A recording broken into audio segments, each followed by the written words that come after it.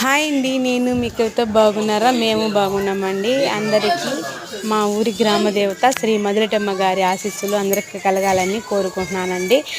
ఈరోజు మా బావ కూతురు కొడుక్కి తిరుమలలో ఎంటికలు తీశారు కదండి, ఇక్కడ కూడా మొక్కుకున్నదండి. కోడిపుంజుతో పొంగల్ పెడతామని చెప్పేసి, అందుకని పొంగల్ పెట్టడానికి నిన్న సండే వచ్చామండి. ఇక్కడ చూడండి, పొంగల్ చేస్తా ఉంటే వాడు ఏడుస్తూ ఉన్నాడు. నైవేద్యం అయిపోయిందండి, అమ్మవారికి నైవేద్యం వేసి ముందుగానే పూజ కార్యక్రమం పూజారి వచ్చి చేశాడండి. ఆ తర్వాత నైవేద్యం పెట్టి కోడి పుంజుతో పొంగల్ పెట్టామండి. గుడి ఎదురుగా మిరప తోట ఉన్నదండి. ఆ మిరప తోటలో మిరపకాయలు కోయడానికి వచ్చారండి జనాలు. వాళ్ళకి ప్రసాదం పంచిపెట్టేసి చూడండి, పచ్చగా ఎంత బాగుందో పొలాలు. చుట్టుపక్కల గ్రామదేవత ఎదురుగా ఇలా పొలాలు ఉంటే పొంగల్ పెట్టుకుంటే ఎంత ఆనందంగా ఉందండి. చాలా సంతోషంగా ఉండిందండి. నాకైతే చాలా హ్యాపీగా ఉన్నింది.